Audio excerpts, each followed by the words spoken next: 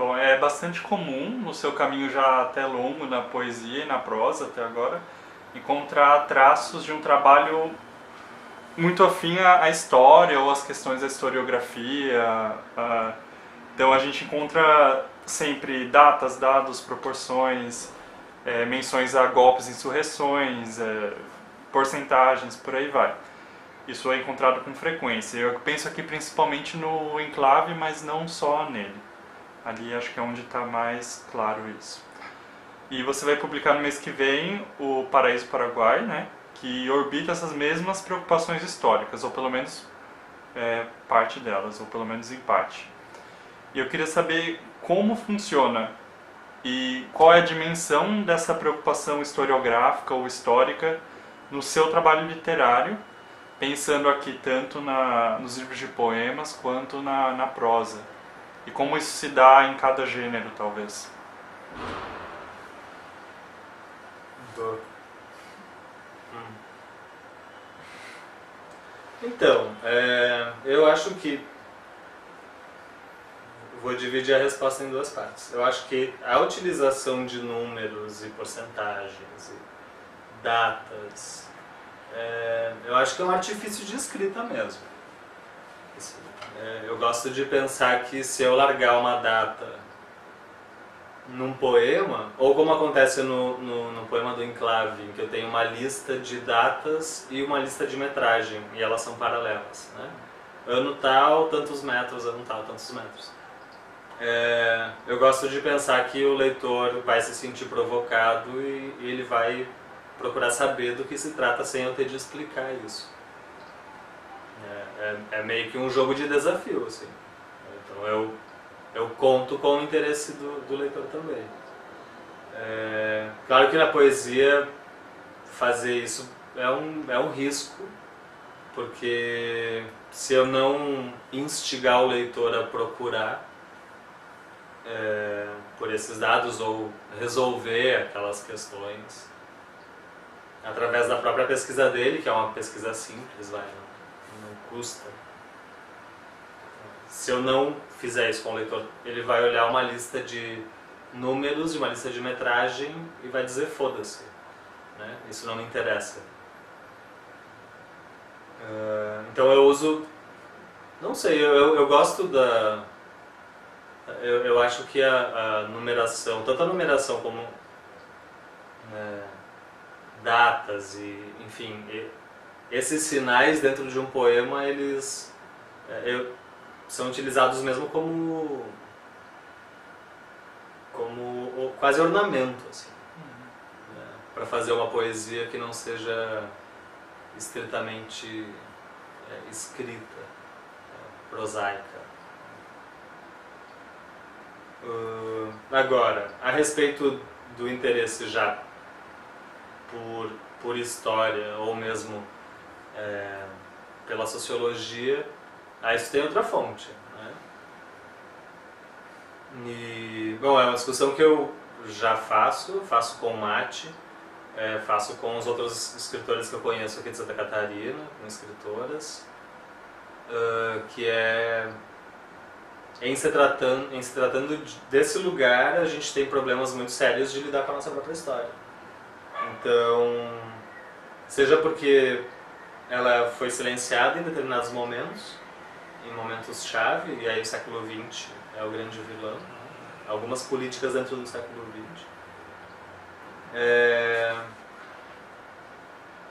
Seja por não um silenciamento vindo de fora, por conta de políticas, mas um silenciamento interior, de pessoas que não querem enfrentar alguns pontos da sua própria história, da sua família, dos seus antepassados, de quem veio antes, de quem abriu os caminhos por aqui.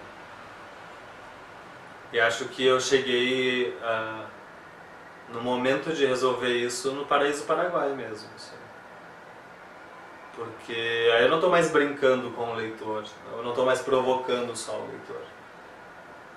Eu quero que o leitor participe comigo disso, não, vamos desvendar um passado comum, porque eu não conto nenhuma história absurda, ela é crível.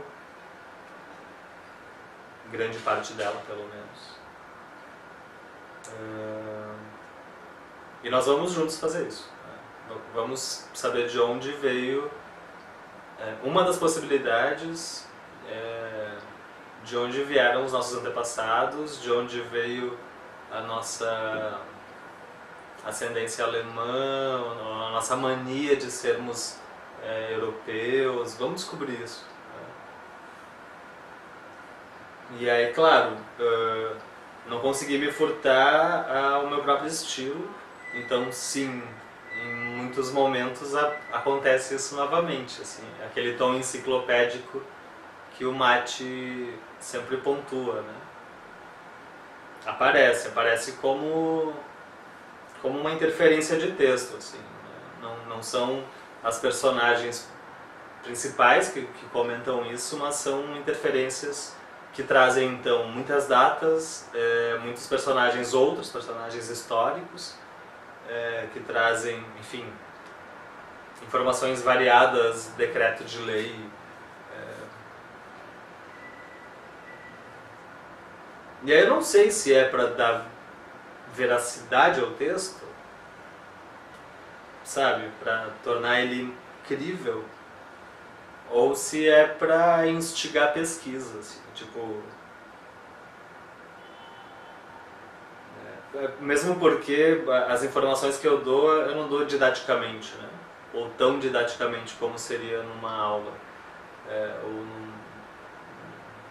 numa mera transmissão de informação. Então eu disponho lá informações e eu espero muito que as pessoas peguem aquelas informações e se permitam perder um pouco de tempo que seja nelas, assim, ou em algumas delas, né?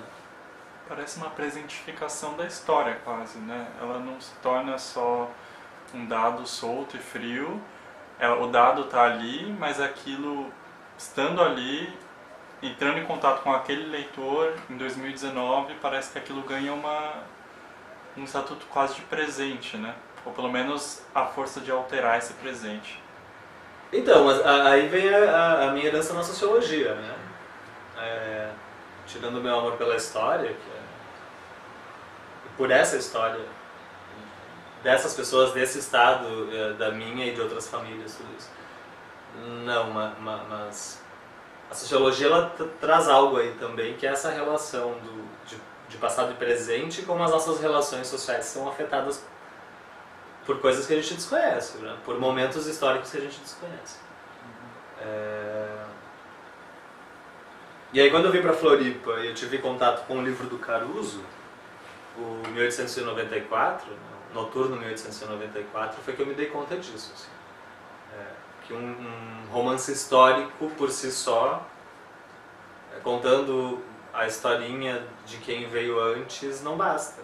Né? Se eu não conseguir linkar, fazer o vínculo daquele passado que eu crio com o meu presente de hoje, com o nosso presente, com essa realidade.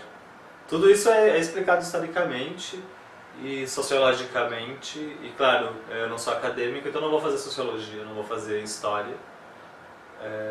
Eu faço poesia, faço ficção, mas a preocupação é essa. E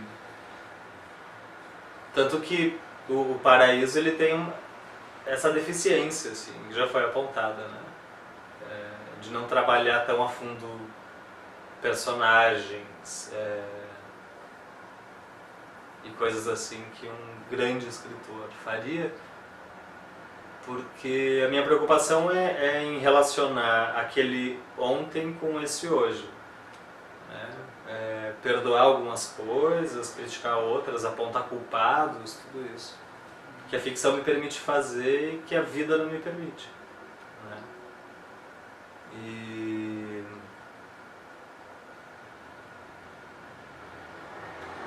bom, eu entrei no Caruso, mas para falar isso, o Caruso, com esse livro sobre Floripa, ele trata de um momento muito importante, que é o momento que antecede a mudança do nome de Florianópolis, de Desterro para Florianópolis. E é quando a ilha ela ganha importância nacional por virar capital Brasil paralelo que se criou no final do século XIX com a Revolta da Armada e a Revolução Federalista, que vinha do Rio Grande do Sul, a Revolta da Armada vem do Rio, eles se encontram aqui.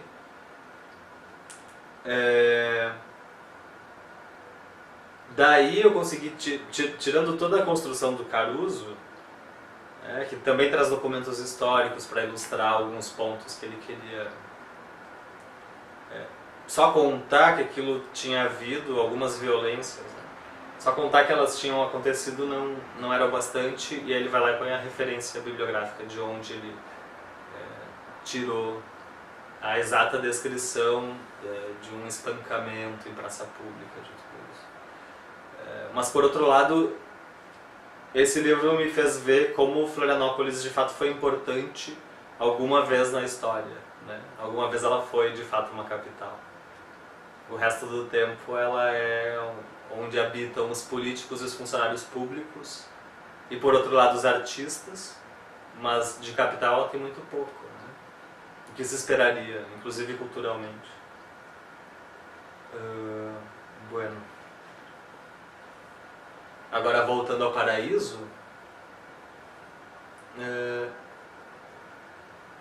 sim, eu não consigo conceber uma história morta, né? Uma história rígida. Então, assim, temos duas questões aí. É impossível conceber uma história rígida e é impossível a gente esquecer de onde veio, num lugar onde isso é um mote tão importante a todo momento. O que acontece, o que aconteceu e continua acontecendo, claro, é se romantizar essa questão da origem a ponto de a gente ignorar que as coisas não tenham sido exatamente assim, que elas não podem ter sido assim, podem ter sido de outra maneira, e a gente acredita enquanto povo mesmo, né? A gente acredita numa narrativa construída institucionalmente por governos a fio, né? Que se sucedem e trazem novamente o discurso do imigrante heróico,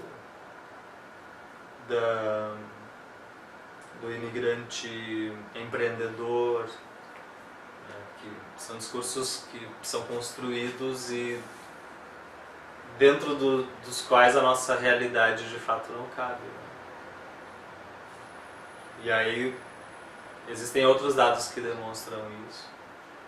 Aí são dados do presente, da realidade concreta, né? Como Santa Catarina é um dos estados mais violentos contra a mulher do país, tem bolsões de pobreza enormes, por sinal, tem altos índices de suicídio, enfim.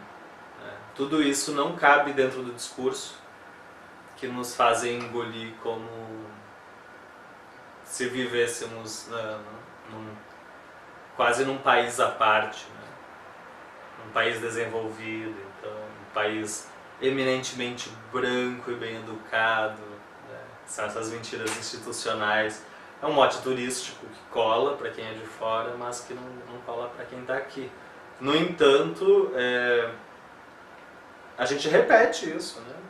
Enquanto povo, a gente repete esses discursos. Não à toa tem movimento separatista, Santa Catarina é o centro desse movimento. Não à toa existe xenofobia, os motes de sempre contra nordestinos, né? Que nós produzimos mais do que nós recebemos de volta da União, essas coisas todas. Isso tem que ser combatido, né? Então, claro, a minha forma de agir, de combater é escrevendo. Vou fazer isso na poesia, vou fazer isso na prosa. E convidar a reflexão conjunta, né? Que eu acho que é isso. É assim que se cresce. É assim que eu cresço enquanto escritor. Porque sempre depois que eu publico, eu tenho um retorno grandioso dos meus leitores. Mas é assim que a gente cresce juntos, nos avisando e nos abrindo os olhos para um monte de questões que às vezes passam despercebidas. E apesar de no Enclave eu ter trabalhado um pouco a questão da imigração, eu finalmente trabalhei isso na prosa agora mais profundamente, assim, com a profundidade que eu esperava que tivesse mesmo. Eu acho que eu provoco menos do que no Enclave, que é um livro bem provocador, mas acho que as reflexões do Paraíso, elas são outras e com outras profundidades, e acho que se pode ir mais longe pensando.